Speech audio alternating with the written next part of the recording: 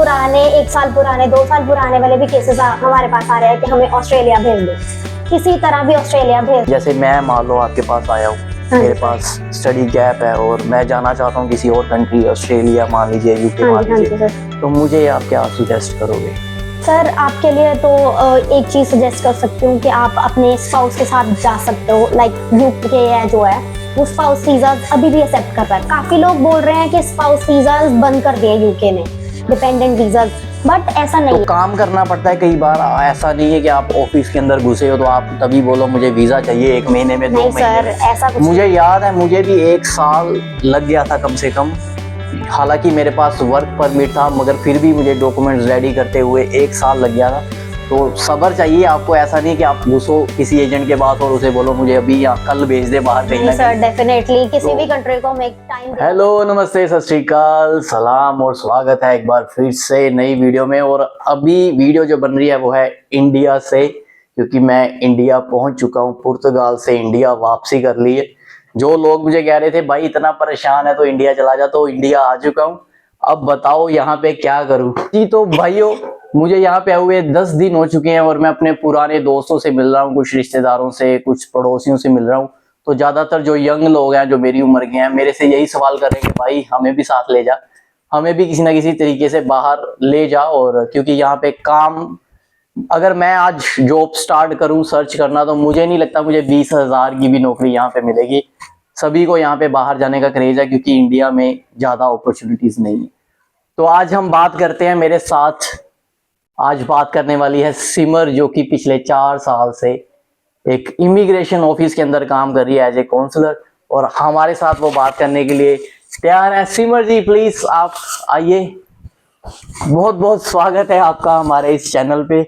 और आज हम आपसे बात करेंगे। सबसे पहले मैं आपको बोलता हूँ धन्यवाद आपका टाइम देने के लिए। तो दर्शकों को बताइए आप कहाँ पे काम करती हैं और आपका क्या एक्सपीरियंस है इस इमिग्रेशन लाइन के अंदर? मैं सिंह फाउंडेशन में काम कर रही हूँ फ्रॉम लास्ट 4 years एंड काफी केसेस आते हैं अलग अलग कंट्रीज के।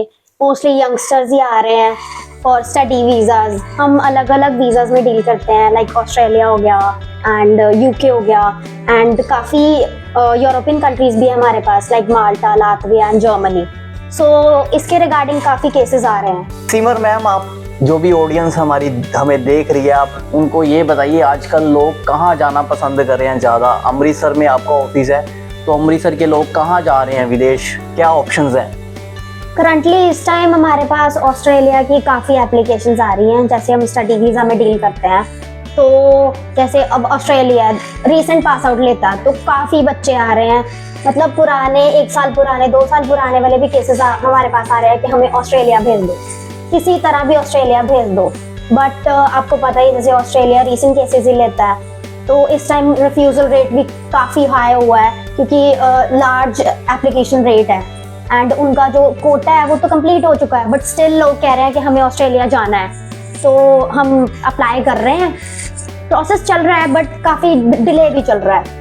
तो ऑस्ट्रेलिया के बाद मान लीजिए किसी का ऑस्ट्रेलिया का वीजा नहीं लगता है, स्टडी वीजा में आप डील करते हैं ना? हाँ जी। तो स्टडी वीजा किसी का ऑस्ट्रेलिया नहीं लगता, तो सेकंड ऑप्शन या थर्ड ऑप्शन के पास क्या बचती है? ऑस्ट्रेलिया के बाद हमारे पास यूके की ऑप्शन है। जैसे यूके में हमारा गैप एक्सेप्ट हो जाता है, 3-4 years का गैप एक्सेप्ट हो जाता है एंड स्टूडेंट्स कईयों के पास विदाउट IELTS भी होते हैं, वो भी एक्सेप्ट कर लेते हैं। जैसे ग्रेजुएट्स आते हैं हमारे पास, उनका विदाउट IELTS हो जाता है कम्प्लीटली। मतलब आपको सिर्फ MOI लेनी होती है अपनी यूनिवर्सिटी या कॉलेज से, करने की भी जरूरत नहीं पड़ती। हाँ, यूके में आपके पास विदाउट IELTS वाली ऑप्शन है। ओके, तो और कौन सी कंट्रीज, अगर आप यूरोपियन कंट्रीज में भी डील करते हैं, स्टडी में करते हैं या वर्क परमिट? क्योंकि आजकल बहुत से लोग वर्क परमिट पे भी जा रहे हैं, उसमें आप डील करते हैं? नहीं सर, हम वर्क परमिट में तो नहीं डील करते। वर्क परमिट में काफी रिस्क होता है, कंपनीज वहाँ जाके मतलब बंद कर देती हैं, सो वो हमारे क्लाइंट की कंप्लेंट्स आती हैं। सो इस कारण हम वर्क में डील नहीं करते, स्टडी को प्रेफर करते हैं। हमारे पास काफी यूरोपियन कंट्रीज में भी डील कर रहे हैं, लाइक लातविया हो गया, माल्टा हो गया एंड हमारे पास जर्मनी है, डेनमार्क है। उस कंट्रीज में हमें काफी मतलब 7-8 years का गैप भी एक्सेप्टेड होता है एंड लो परसेंटेज वाले स्टूडेंट्स भी हम उठा लेते हैं यूरोपियन कंट्रीज एंड उनका बजट भी काफी लो होता है as compared to Australia and UK. तो यूरोप में स्टडी करने के बाद वहाँ पे परमानेंट रेजिडेंस या फिर वहाँ पे टेम्परेरी रेजिडेंस का कोई ऑप्शन होता है, आपको मालूम है? हाँ जी सर, बिल्कुल होता है। आफ्टर अपनी जो आपकी ग्रेजुएशन मिलती है स्टूडेंट्स को या डिप्लोमास मिलते हैं, तो उसके बाद आपको पीआरसी कार्ड मिल जाता है। उसके बेसिस पे आप वहाँ more than your study period stay कर सकते हो। तो बजट क्या होता है इसमें यूरोप? सर अगर देखा जाए smaller countries like Latvia and Malta, इसमें आपको कम बजट होता है, लाइक 7 to 10 lakhs के अराउंड हो जाता है आपका। And if we talk about the Germany में हमारा थोड़ा ज़्यादा होता है, क्योंकि इसमें ब्लॉक अकाउंट शो करना होता है।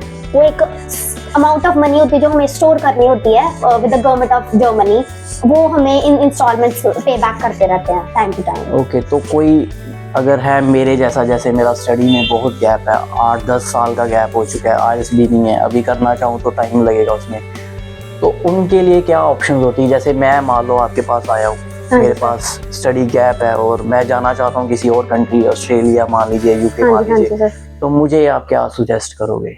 सर आपके लिए तो एक चीज सजेस्ट कर सकती हूँ कि आप अपने स्पाउस के साथ जा सकते हो। लाइक यूके है जो है वो स्पाउस वीजाज अभी भी एक्सेप्ट कर रहा है। काफी लोग बोल रहे हैं कि स्पाउस वीजाज बंद कर दिए यूके ने, डिपेंडेंट वीजाज, बट ऐसा नहीं है। कुछ यूनिवर्सिटीज है जो ऐसे कोर्सेज हमें ऑफर करते हैं जिसके साथ spouse and even the child can go with them, with the main applicant.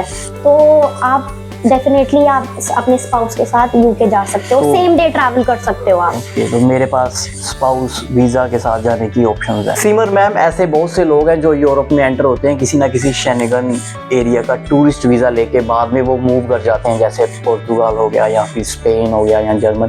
Portugal में तो अभी इमिग्रेशन जो है वो बंद है, मगर स्पेन की अभी भी ऑप्शन है। तो उन लोगों को आप, अगर आप टूरिस्ट वीज़ा में आप डील करते हैं, तो बताएं टूरिस्ट वीज़ा यहाँ से लेना आसान है ताकि कोई किसी भी शेनेगन एरिया में जाए और वहाँ से मूव कर सके? तो उसके बारे में बताएं, क्या रिक्वायरमेंट होती है टूरिस्ट वीज़ा के लिए? सर टूरिस्ट वीज़ा का क्राइटेरिया होता है कि लाइक फर्स्टली आपके पास ट्रैवल हिस्ट्री होनी चाहिए कुछ कंट्रीज की, स्मॉलर कंट्रीज होंगी like Dubai, Malaysia and all. And उसके अलावा आपके होम कंट्रीज के साथ टाइज अच्छे होने चाहिए, लाइक आपकी परमानेंट सोर्स ऑफ इनकम होना चाहिए, जिससे हम उनको विश्वास दिला सकें कि like just for tourist as ही जा जॉब या बिजनेस हो उनका। हाँ जी sir, permanent source of income हो, आईटीआर्स फाइल करते हो, कुछ अमाउंट ऑफ फंडिंग भी हो, मतलब 10-11 के अराउंड चल जाता है, मतलब आ जाता है वीजा उनका।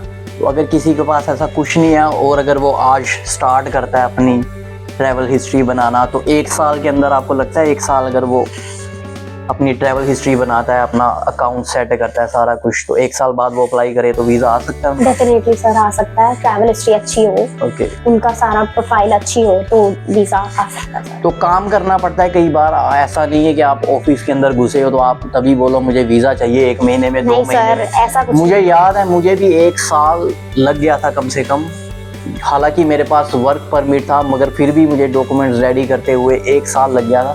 तो सब्र चाहिए आपको, ऐसा नहीं कि आप घुसो किसी एजेंट के पास और उसे बोलो मुझे अभी या कल भेज दे बाहर कहीं ना सर कहीं। डेफिनेटली किसी भी कंट्री को हमें टाइम देना पड़ता है, कुछ amount of time, 3 months 4 months जो भी उसका। तो अपनी प्रोफाइल आपको सेट करनी होती है, अगर आप वाकई बाहर जाना चाहते हैं तो जेन्युइन तरीके से जाना चाहते हैं तो आपको टाइम लगता है उस चीज पे। हाँ जी, तो आप न्यूजीलैंड का स्टडी वीजा भी करते हैं apply, Australia, UK, Canada? New Zealand भी करते हैं। तो न्यूजीलैंड का क्या सक्सेस रेट? सर न्यूजीलैंड का भी काफी अच्छा सक्सेस रेट है, बट न्यूजीलैंड का मेन एक जो क्राइटेरिया है वो है कि लाइक अपने जो स्टूडेंट है उसके पास अपनी फंडिंग होनी चाहिए, जेन्युइन फंडिंग होनी चाहिए, विद प्रॉपर सोर्स होना चाहिए, पेरेंट्स कंप्लीटली अच्छे से आईटीआर्स फाइल करते हो टाइम टू टाइम।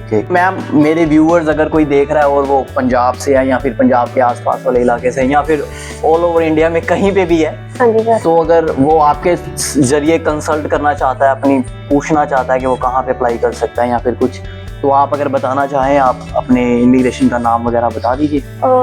हमारा ऑफिस सिंह फाउंडेशन जो रंजीत एवेन्यू में है, बी ब्लॉक जो पिज़ेरिया मार्केट है, एंड अगर आप, हाँ जी सर, अमृतसर में है। एंड अगर आप हमें ऑनलाइन कांटेक्ट करना चाहते हैं तो हमारा पेज भी है सिंह फाउंडेशन का, singh.foundation के नाम से, इंस्टाग्राम पे, फेसबुक पे भी हम अवेलेबल हैं। एंड अगर आप कॉल पे कुछ बात करना चाहते हैं तो हमारा जो लैंडलाइन नंबर है दैट इज 9216712345, आप इस पे कॉल कर सकते हैं। एंड कोई भी क्वेरी होगी हम आपकी सारी क्वेरीज रिजॉल्व करेंगे एंड डेफिनेटली आपके जो ड्रीम्स हैं उनको पूरा करेंगे वीजा लेने के। तो थैंक यू मैम आपका टाइम देने के लिए, थैंक यू सो मच। तो मिलते हैं आपसे किसी और वीडियो में अगली बार।